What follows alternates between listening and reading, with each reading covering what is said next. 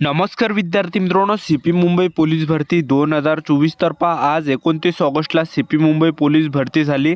तर पावसामध्ये जे विद्यार्थी मित्रांनो ग्राउंड वगैरे कशा प्रकारे होत आहे, ग्राउंडची काय या ठिकाणी पोझिशन आहे, म्हणजे 1600 मीटर रनिंग पावसामध्ये जर समजा पाऊस वगैरे आला तर कशा प्रकारे होत आहे, त्याचबरोबर आज भरती कशा प्रकारे झाली, सुरुवातपासून शेवटपर्यंत काय काय प्रोसेस होती आणि भरपूर विद्यार्थ्यांचे वारंवार एकच कमेंट होते की डॉक्युमेंट कोणकोणते लागते सीपी मुंबईला, याबद्दल सुद्धा तुम्हाला माहिती सांगणार आहे। आणि तुम्हाला या ठिकाणी किती वाजता या ठिकाणी तुम्ही किती वाजता रांगेमध्ये लागले तर किती वाजेपर्यंत तुमचं ग्राउंड होणार आहे, ग्राउंडच्या अंदर किती वेळपर्यंत मुलांना बसून ठेवलं जात आहे आणि एका डिटेल्समध्ये मुलांना किती मार्क्स या ठिकाणी पडत आहे, जेणेकरून तुम्हाला या ठिकाणी अंदाज लागणार आहे की आपल्याला या ठिकाणी किती मार्क्स घ्यावं लागणार आहे। ठीक आहे, आणि ग्राउंड कशा प्रकार चालू आहे, ग्राउंडच्या अंदर किती वेळपर्यंत मुलांना बसून ठेवलं जातं आणि ग्राउंडच्या अंदर तुम्हाला कोणकोणत्या चुकांनी करायचे आहे, कोणकोणत्या गोष्टीचं लक्ष ठेवायचं आहे, तर संपूर्ण माहिती सांगणार आहे की 29 ऑगस्टला सीपी मुंबई पोलीस भरती कशा प्रकार झाली याबद्दल। तर आजचा व्हिडिओ खूप महत्त्वाचा होणार आहे, व्हिडिओ शेवटपर्यंत बघा आणि व्हिडिओला आताच लाईक करा। नमस्कार विद्यार्थी मित्रांनो, नोकरी लाईन मराठी यूट्यूब चॅनलवर तुमचं सर्वांचं सहर्ष स्वागत आहे। तर मित्रांनो, व्हिडिओचा थंबनेल बघून तुमच्या लक्षात आलं असेल की आपला व्हिडिओ कोणत्या टॉपिकवर होणार आहे।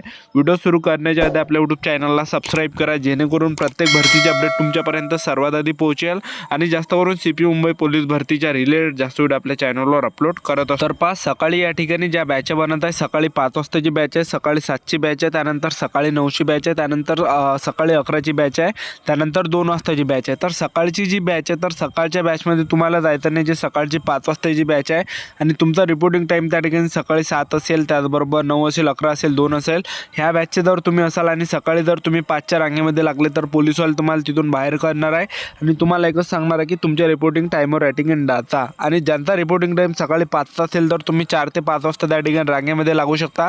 तर या ठिकाणी सकाळी 4 वाजतापासूनच मुले रांगेमध्ये लागत आहे किंवा 3 वाजतापासूनच मुले या ठिकाणी रांगेमध्ये लागत आहे। तर ह्या गोष्टीचं तुम्हाला या ठिकाणी लक्ष ठेवायचं आहे। तर सकाळची जी बॅच आहे 5 वाजताची, तर यामध्ये जे भरपूर विद्यार्थी या ठिकाणी 3 ते 4 वाजतापासून रांगेमध्ये लागत आहे। ठीक आहे, तर तुमचा जो रिपोर्टिंग टाईम जर समजा सकाळी 7चा असेल, 9चा असेल, 11चा असेल, तर तुम्हाला या ठिकाणी सकाळी 6 वाजता गेटच्या अंदर जायला परवडेल, कारण की तुम्ही सकाळी 6 वाजता जर गेले तर सकाळी 6 वाजता 6 ते 7 वाजता सगळ्या मिक्स बॅच येते। सकाळी त्यामध्ये 7ची बॅच येते, सकाळी 9ची बॅच येते, सकाळी 11ची बॅच येते, ह्या 3 बॅच त्यामध्ये मिक्स येते। ठीक आहे, तर तुम्हाला सकाळी 6 ते 7 वाजता रांगेमध्ये लागायचं आहे, जेणेकरून तुमचा ग्राउंड 12-1 वाजेपर्यंत या ठिकाणी होणार आहे। ठीक आहे, आणि तुमचा रिपोर्टिंग टाईम 2चा असेल तर तुम्ही 11 वाजता तुम्ही या ठिकाणी सकाळी रांगेमध्ये लागण्याचा त्या ठिकाणी प्रयत्न करा। ठीक आहे, कारण की जे मुलं जेवढ्या लवकर या ठिकाणी ग्राउंडच्या अंदर जाणार आहे त्याचं तेवढ्या लवकर या ठिकाणी ग्राउंड होणार। तर आज 29 ऑगस्टला सर्वात अगोदर मुलांना गेटच्या अंदर या ठिकाणी घेतला आणि गेटच्या अंदर घ्यायच्या वेळेस ते हॉल तिकीट फक्त ते पाहत आहे। ठीक आहे, हॉल तिकीट वरतं ठेवायचं आहे आणि आधार कार्डचा नंबर तुम्हाला त्या हॉल तिकीटच्या मागं लिहायचा आहे, त्याचबरोबर फोटो तुम्हाला न्यायचा, कारण की ते समोर तुम्हाला सांगणारच आहे, सध्याच नाही लिहायचा, जेव्हा तुम्ही गेटच्या अंदर गेला ते सांगते। ठीक आहे, सर्वात अगोदर मुलांना गेटच्या अंदर घेतला आणि त्या ठिकाणी बसून ठेवलं जात आहे आणि त्या ठिकाणी तिथले पोलिस काही सूचना देत आहे की तुमच्या बॅगेमध्ये काही बाम वगैरे असेल किंवा काही गोळ्या औषध वगैरे असेल तर तुम्ही काढून घ्या, कारण की ते समोर बॅग तुमची चेक होणार आहे आणि सर्व ते फेकणार आहे। ठीक आहे, तर सर्वात अगोदर हे चेक केल्यानंतर त्या ठिकाणी काय होतं विद्यार्थी मित्रांनो, सर्वात अगोदर त्या ठिकाणी हे झाल्यानंतर त्या ठिकाणी आणखीन मुलांना समोर त्यांनी पाठवलं आणि त्यावेळेस ते हे सुद्धा सांगते की आपला आधार कार्डचा जो नंबर आहे हा हॉल तिकीटच्या मागं तुम्हाला लिहायचा आहे। ठीक आहे, आणि पेनसुद्धा सोबत असू द्या। आणि हे झाल्यानंतर त्या ठिकाणी बॅग चेकिंगसाठी मुलांना पाठवलं, तर त्या ठिकाणी जवळपास 10 टेंट टाकल्याने आणि एक टेंटवर जे विद्यार्थी मित्रांनो एक मुलांची बॅग चेक केली जाते आहे आणि त्या ठिकाणी 100 मुलांची त्या ठिकाणी रांग लागत आहे। तर अर्धा 1 घंटा त्या ठिकाणी मुलांना उभं राहावं लागत आहे एकसारखं आणि तिथून बॅग चेक केल्यानंतर समोर आपले खिसे वगैरे ते चेक करत आहे आणि आणखीन आपल्याला ते पुढं पाठवत आहे।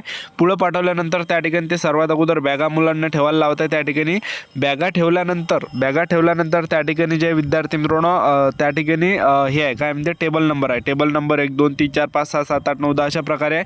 तर तुमचा जो रोल नंबर आहे तर त्या रोल नंबरनुसार आपल्याला त्या टेबल नंबरपाशी जे विद्यार्थी मित्रांनो रांगेमध्ये लागायचं आहे। तर तुमचा रोल नंबरनुसार टेबल नंबर तुम्हाला दिसत नसेल तर तिथल्या पोलिसांना किंवा पोलिसांना विचारा की मी कोणत्या रांगेमध्ये या ठिकाणी लागू। ठीक आहे, कारण की तिथले पोलिस त्यांच्यासाठीच आहे, हे माहिती सांगण्यासाठीच आहे तुम्हाला की तुम्ही कोणत्या रांगेमध्ये लागायचं आहे, तर योग्य त्या रांगेमध्ये तुम्हाला लागायचं आहे।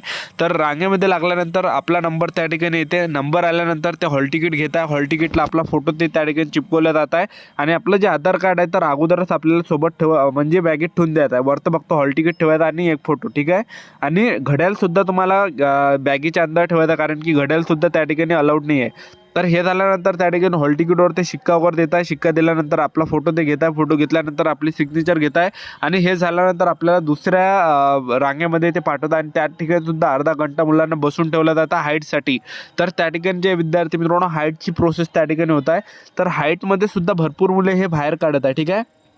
कारण की मला कालच एका विद्यार्थ्यांनी सांगितले की सर माझी 165 सेंटीमीटर हाईट होती तरीसुद्धा मला फेल केलं त्या ठिकाणी आणि एका मुलांची 165 सेंटीमीटरपेक्षा कमी होते पण त्या मुलांची त्या ठिकाणी हाईट बसली असं मला एका मुलांनी त्या ठिकाणी सांगितलं. ठीक आहे.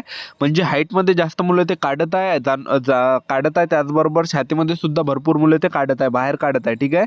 तर भरपूर मुले हाईटमध्ये उंचीमध्ये सुद्धा ते काढत आहे आणि छातीमध्ये सुद्धा काढत आहे.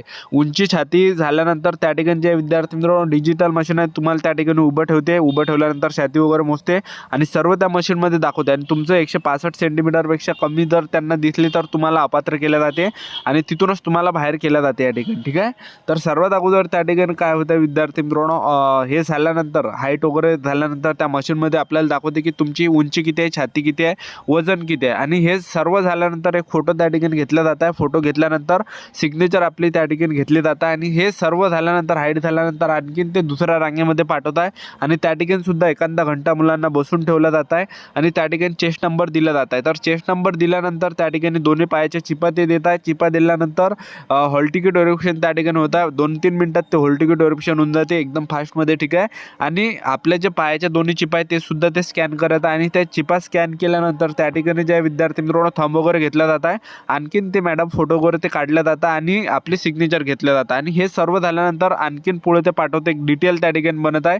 माईकमध्ये ते नाव घेते. माईकमध्ये नाव आपलं ज्या डिटेलमध्ये नाव आलं त्या डिटेलमध्ये तुम्हाला घुसायचं आहे. तर एक गोष्ट तुम्ही लक्ष ठेवा या ठिकाणी ज्या विद्यार्थी मित्रांनो प्रत्येक विद्यार्थ्यांना 4 घंटे 6 घंटे बसून ठेवला जात आहे, उभं राहावं लागत आहे.